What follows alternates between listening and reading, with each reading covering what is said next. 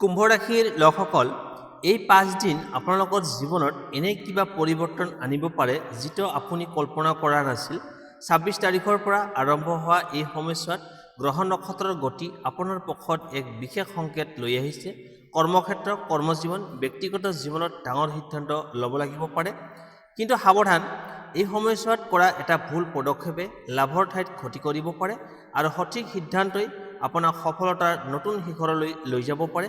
সেইকাৰণে এই ভিডিঅ'টো শেষলৈকে চাই থাকক, কাৰণ মই আপোনালোকক জনাম সেই গোপন সংকেতবোৰ যিবোৰে আপোনালোকৰ ভাগ্য সম্পূৰ্ণৰূপে সলাই দিব পাৰে। বেছি পলম নকৰি আহক তেন্তে আৰম্ভ কৰোঁ। প্ৰথমতে আহিছোঁ ধন সম্পত্তি। এই সময়ছোৱাত কুম্ভ ৰাশিৰ বাবে টকা পইচাৰ ক্ষেত্ৰত খুবেই সংবেদনশীল কিন্তু সুযোগেৰে ভৰা হ'ব। 26 এপ্ৰিলৰ পৰা আপুনি লক্ষ্য কৰিব আচৰিতভাৱে কিছুমান নতুন আৰ্থিক সুযোগ আপোনাৰ ওচৰলৈ আহিব পাৰে, কিন্তু সকলো সুযোগে লাভজনক নহয়। সেইটো চিনাক্ত কৰাটোৱেই হৈছে আপোনাৰ প্ৰধান চেলেঞ্জ। প্ৰথমতে ক'ব লাগিব, এই সময়ছোৱাত হঠাৎ ধন লাভৰ যোগ দেখা গৈছে। কোনো পুৰণি ধন ঘূৰাই আহিব পাৰে বা আপুনি আগতে কৰা কষ্টৰ ফল হিচাপে আপুনি পোৱা পে'মেণ্ট বা লাভ পাব পাৰে। বিশেষকৈ যিসকলে ব্যৱসায় কৰে বা ফ্ৰিলেন্সৰ লগত কামত জড়িত হৈ আছে তেওঁলোকৰ বাবে এটা ডাঙৰ ডিল বা নতুন ক্লায়েণ্ট আহিব পাৰে। কিন্তু ইয়াত এটা গুৰুত্বপূৰ্ণ সতৰ্কবাণী আছে। লোভত পৰি কোনো তৎক্ষণাত লাভ দিয়া স্কিম বা ইনভেষ্টমেণ্টত ধন নিদিব। বিশেষকৈ 27 আৰু 28 এপ্ৰিলত আপুনি যদি ভাবি চিন্তি সিদ্ধান্ত নলয় তেন্তে ক্ষতিৰ সম্ভাৱনা আছে। কিছুমান লোকে আপোনাক ভুল তথ্য দি ধন লগাবলৈ চেষ্টা কৰিব পাৰে। যিসকল চাকৰি কৰি আছে তেওঁলোকৰ বাবে এই সময়ত ইনকাম স্থিৰ থাকিব, কিন্তু এক্সট্ৰা ইনকামৰ সুযোগো আহিব পাৰে, যেনে পাৰ্ট টাইম কাম বা কোনো নতুন স্কিলৰ জৰিয়তে উপাৰ্জন। এই সুযোগটো গ্ৰহণ কৰিলে আগন্তুক মাহত আপোনাৰ আৰ্থিক অৱস্থা বহুত মজবুত হ'ব। এতিয়া কওঁ খৰচৰ বিষয়ে। এই সময়ছোৱাত অপ্ৰয়োজনীয় খৰচ বাঢ়ি যাব পাৰে। আপুনি হয়তো মনৰ ফূৰ্তিকতে কিছুমান বস্তু কিনিব বিচাৰিব, কিন্তু পিছত সেইবোৰ প্ৰয়োজন নাথাকে। সেয়ে বাজেট নিয়ন্ত্ৰণ কৰাটো খুবেই প্ৰয়োজন। যদি আপুনি সম্পত্তি ঘৰ মাটি কিনা বেচাৰ কথা ভাবি আছে তেন্তে এই 5 দিনৰ ভিতৰত খৰধৰ কৰি সিদ্ধান্ত নল'ব। ডকুমেণ্টছ ভালদৰে চাই চিন্তি ল'ব আৰু সম্ভৱ হ'লে 30 এপ্ৰিলৰ পিছত সিদ্ধান্ত লোৱাটো ভাল হ'ব। এই সময়ছোৱাত এটা গুৰুত্বপূৰ্ণ উপদেশ, টকা পইচা জমা কৰাৰ ওপৰত গুৰুত্ব দিয়ক। সৰু সৰু পৰিমাণে সঞ্চয় কৰিলেও ইয়াৰ ফল আগন্তুক দিনত বহুতো ডাঙৰ হ'ব। শেষত ক'ব পাৰি এই 5 দিন আপোনাৰ বাবে মেক অৰ ব্ৰেক সময়। যদি আপুনি বুদ্ধিমত্তাৰে সিদ্ধান্ত লয় তেন্তে আৰ্থিক ক্ষেত্ৰত এক নতুন উচ্চতালৈ লৈ যাব পাৰে, কিন্তু অলপ অসাৱধানতাই আপোনাক পিছফাললৈ ঠেলি দিব পাৰে। সেয়ে সাৱধান থাকক, বুদ্ধিমান সিদ্ধান্ত লওক আৰু সুযোগবোৰক সঠিকভাৱে ব্যৱহাৰ কৰক। কুম্ভ ৰাশি 26 পৰা 30 এপ্ৰিল 2026 এতিয়া হৈছে আপোনাৰ কৰ্মজীৱন। এই 5 দিন কুম্ভ ৰাশিৰ বাবে কৰ্মজীৱনত একেবাৰে টাৰ্ণিং পইণ্ট হ'ব পাৰে।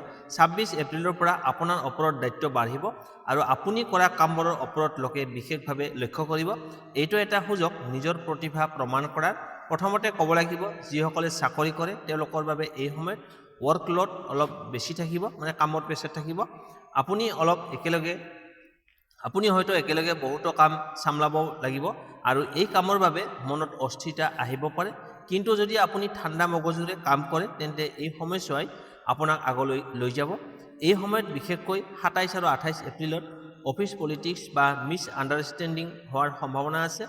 সহকৰ্মীৰ লগত সৰু সৰু কথা ডাঙৰ হৈ যাব পাৰে। সেয়ে নিজৰ কথা নিয়ন্ত্ৰণ কৰক আৰু আননেচেচাৰী বিতৰ্কৰ পৰা দূৰত থাকক।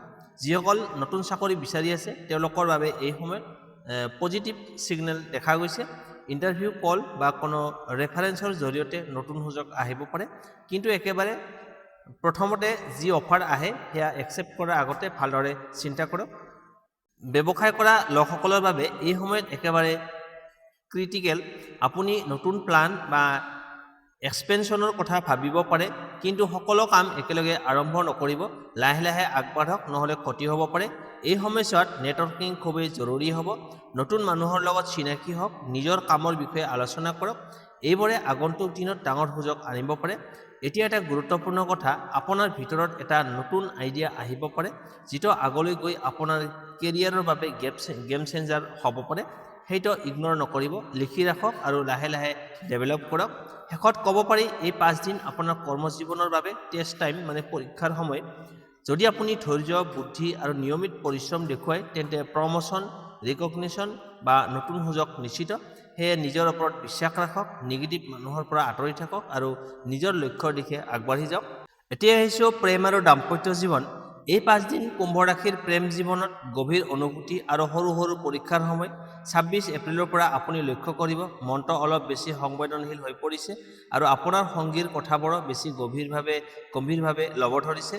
প্ৰথমতে ক'ব লাগিব যিসকল ৰিলেশ্যনশ্বিপত আছে তেওঁলোকৰ বাবে এই সময়ত কমিউনিকেশ্যন খুবেই জৰুৰী। যদি আপুনি নিজৰ অনুভূতি স্পষ্টকৈ প্ৰকাশ নকৰে তেন্তে মিছ আণ্ডাৰষ্টেণ্ডিং হ'ব পাৰে, মানে ভুল বুজাবুজি। বিশেষকৈ 27 আৰু 28 এপ্ৰিলত সৰু কথা ডাঙৰ কাজিয়ালৈ ৰূপান্তৰিত হ'ব পাৰে। এই সময়ত আপুনি অলপ প্ৰচেছিভ বা ইম'চনেল হৈ যাব পাৰে, যাৰ বাবে আপোনাৰ সংগীয়ে প্ৰেছাৰ অনুভৱ কৰিব পাৰে। সেয়ে অলপ স্পেচ দিয়ক আৰু বিশ্বাস বজাই ৰাখক, এইটোৱেই ৰিলেশ্যনশ্বিপ মজবুত হ'ব। যিসকল অবিবাহিত তেওঁলোকৰ বাবে এই সময়ত নতুন প্ৰেমৰ আৰম্ভণি হোৱাৰ সম্ভাৱনা আছে। কোনো চিনাকি মানুহৰ লগত কথা বতৰা আগবাঢ়ি যাব পাৰে আৰু সেইটোৱে লাহে লাহে প্ৰেমলৈ পৰিণত হ'ব পাৰে, কিন্তু খৰধৰ নকৰিব। সময় লৈ মানুহজনক বুজিবলৈ চেষ্টা কৰক। বিবাহিত জীৱনত এই সময়ত দুয়োজনৰ মাজত ভুল বুজাবুজি বাঢ়িব পাৰে, যদিও আপুনি সঠিকভাৱে আচৰণ কৰে তেন্তে একেলগে সময় কটাই সৰু সৰু কথা শ্বেয়াৰ কৰা, এইবোৰে আপোনাৰ সম্পৰ্কক আৰু গভীৰ কৰি তুলিব। কিন্তু এটা গুৰুত্বপূৰ্ণ সতৰ্কবাণী, তৃতীয় ব্যক্তিৰ কথা শুনি নিজৰ সংগীৰ ওপৰত সন্দেহ নকৰিব। এই সময়ত বাহিৰৰ মানুহে আপোনাৰ ৰিলেশ্যনশ্বিপত ডিষ্টেঞ্চ আনিব পাৰে। সেয়ে নিজৰ হৃদয় আৰু বিশ্বাসৰ ওপৰত ভৰসা ৰাখক। এই সময়ত ছাৰপ্ৰাইজ বা স্পেচিয়েল মমেণ্ট সৃষ্টি কৰাটো আপোনাৰ বাবে ৰিলেশ্যনশ্বিপৰ বাবে খুবেই ভাল হ'ব। সৰু গিফ্ট, একেলগে সময় কটোৱা বা এটা অনেষ্ট কথা বতৰা, এইবোৰে আপোনাৰ প্ৰেম জীৱনত পজিটিভ এনাৰ্জি লৈ আহিব।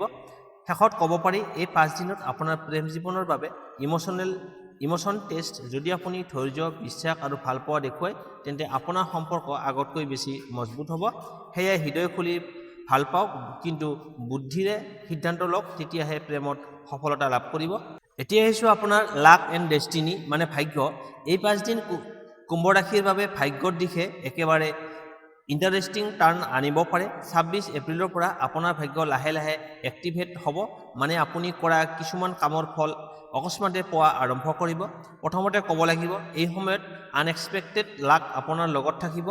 আপুনি যি কামবোৰ আগতে চেষ্টা কৰি আছিল কিন্তু সফল হোৱা নাছিল, সেইবোৰ হঠাৎ আগবাঢ়ি যাব পাৰে। যেনে পুৰণি আবেদন একচেপ্ট হোৱা, কোনো কামত এপ্ৰুভ হোৱা বা হঠাৎ ভাল খবৰ অহা। বিশেষকৈ 29 আৰু 30 এপ্ৰিল আপোনাৰ বাবে বহুত শুভ দিন হিচাপে দেখা গৈছে। এই দিনবোৰত আপুনি যদি নতুন কাম আৰম্ভ কৰে বা গুৰুত্বপূৰ্ণ সিদ্ধান্ত লয় তেন্তে তাৰ পৰা ভাল ফল পোৱাৰ সম্ভাৱনা বেছি আছে, কিন্তু ভাগ্য সদায় সক্ৰিয় নহয়। 27 আৰু 28 এপ্ৰিলত অলপ সাৱধান থাকিব লাগিব। এই দিনবোৰত ভুল সিদ্ধান্ত ল'লে ভাগ্য সহায় নকৰিব পাৰে। সেয়ে এই সময়ত ইনটিউশ্যন আৰু বুদ্ধি দুয়োটাই ব্যৱহাৰ কৰিব। এই সময়ত এটা গুৰুত্বপূৰ্ণ কথা, আপোনাৰ চিন্তা ভাৱনা মাইণ্ডছেট আপোনাৰ ভাগ্যক প্ৰভাৱিত কৰিব। যদি আপুনি পজিটিভভাৱে চিন্তা কৰে তেন্তে সুযোগবোৰ পজিটিভ ৰূপে আহিব, কিন্তু সন্দেহ বা ভয় নিগেটিভ চিন্তাই আপোনাক পথত বাধা সৃষ্টি কৰিব পাৰে। যিসকল স্পিৰিচুৱেল বা ভক্তিমূলক কামৰ লগত জড়িত হৈ আছে তেওঁলোকৰ বাবে এই সময়ত বিশেষ আশীৰ্বাদ পোৱাৰ যোগ আছে।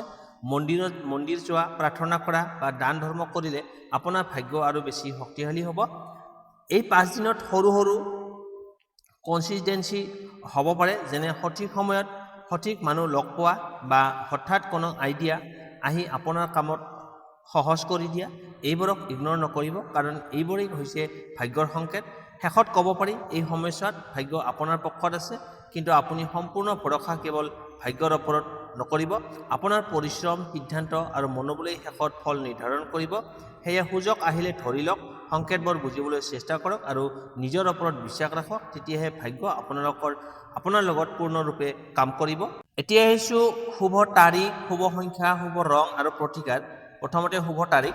এই সময়ছোৱাত 29 আৰু 30 এপ্ৰিল আপোনাৰ বাবে আটাইতকৈ শুভ দেখা গৈছে। এই দিনবোৰত নতুন কাম আৰম্ভ কৰা, গুৰুত্বপূৰ্ণ সিদ্ধান্ত লোৱা বা টকা পইচাৰ সৈতে জড়িত কাম কৰা খুবেই লাভজনক হ'ব পাৰে। সাৱধান, 27 আৰু 28 এপ্ৰিল অলপ সাৱধান থাকিব লাগিব। এই দিনবোৰত খৰধৰ কৰি সিদ্ধান্ত নল'ব। শুভ সংখ্যা, আপোনাৰ বাবে এই সময়ত 3, 7 আৰু 11 সংখ্যাটো ভাগ্যশালী হ'ব। 11 মানে 2। Phone number, token number, lottery বা কোনো সিদ্ধান্ত লওঁতে এই সংখ্যাবোৰ পজিটিভ এনাৰ্জি দিব পাৰে। শুভ ৰং এই 5 দিনত নীলা মানে ব্লু আৰু গোলাপী আপোনাৰ ৰং আপোনাৰ বাবে খুবেই শুভ হ'ব। এই ৰঙৰ কাপোৰ পিন্ধা বা নিজৰ ওচৰত এই ৰং ৰাখিলে কনফিডেন্স আৰু পজিটিভ ভাইব বাঢ়িব। ৰঙা ৰং অলপ এৰাই চলিব, ই আপোনাক ইমোশ্যনেল বা উত্তেজিত কৰি তুলিব পাৰে। প্ৰতিকাৰ এই সময়ত ভাগ্য আৰু সফলতা বঢ়াবলৈ কিছুমান সহজ প্ৰতিকাৰ আছে। 1 নম্বৰ, প্ৰতিদিনে ৰাতিপুৱা উঠি সূৰ্যক পানী অৰ্পণ কৰক। 2 নম্বৰ, শনি বা মঙলবাৰে গৰীব ব্যক্তিক কলা বস্তু যেনে কলা তিল, কলা কাপোৰ, মাটিমাহ আদি দান কৰক। 3 নম্বৰ, ওম শং শনিশ্বৰায় নম এই মন্ত্ৰটো 11 বাৰ জপ কৰক। 4 নম্বৰ, কলা কুকুৰ বা গৰুক খাদ্য খোৱালে নিগেটিভ এনাৰ্জি কমি যাব। এই প্ৰতিকাৰবোৰে আপোনাৰ জীৱনত থকা বাধা বিঘিনিবোৰ আঁতৰাই দিব আৰু ভাগ্য শক্তিশালী কৰিব। সেয়ে এই শুভ সময়ৰ পূৰ্ণ লাভ ল'বলৈ বিশ্বাস ৰাখক, সঠিক পথ অনুসৰণ কৰক আৰু ইতিবাচক চিন্তা কৰক। তেনেহ'লে কুম্ভ ৰাশিৰ লোকসকল, এই 5টা দিন আপোনাৰ জীৱনৰ এটা বিশেষ টাৰ্ণিং পইণ্ট হ'ব পাৰে, য'ত এটা সঠিক সিদ্ধান্তই আপোনাৰ সফলতাৰ উচ্চতালৈ লৈ যাব পাৰে আৰু এটা ভুল পদক্ষেপে সকলো ধীৰ গতি দিব পাৰে। মনত ৰাখিব, ভাগ্য আপোনাৰ পক্ষত আছে, কিন্তু সেই ভাগ্যক বাস্তৱত ৰূপান্তৰ কৰাৰ শক্তি কেৱল আপোনাৰ হাততেই আছে। যদি আপুনি এই সময়ছোৱাত সাৱধান, বুদ্ধিমান আৰু ধৈৰ্যশীল হৈ আগবাঢ়ে, তেন্তে আপোনাৰ জীৱনত এটা নতুন অধ্যায় আৰম্ভ হ'ব, য'ত সফলতা, শান্তি আৰু সুখেৰে আপোনাক অপেক্ষা কৰি আছে। যদি এই ভিডিঅ'টো আপোনাৰ বাবে উপকাৰী যেন লাগিল, তেন্তে লাইক কৰক, শ্বেয়াৰ কৰক আৰু চেনেলটো ছাবস্ক্ৰাইব কৰিবলৈ নাপাহৰিব, কাৰণ ইয়াত আপুনি পাব আপোনাৰ জীৱন সলনি কৰা গুৰুত্বপূৰ্ণ সংকেতবোৰ। আকৌ লগ পাম পৰৱৰ্তী ৰাশিফলৰ সৈতে। তেতিয়ালৈকে নিজৰ ওপৰত বিশ্বাস ৰাখক, আগবাঢ়ি যাওক আৰু নিজৰ ভাগ্য নিজেই গঢ়ক। ধন্যবাদ।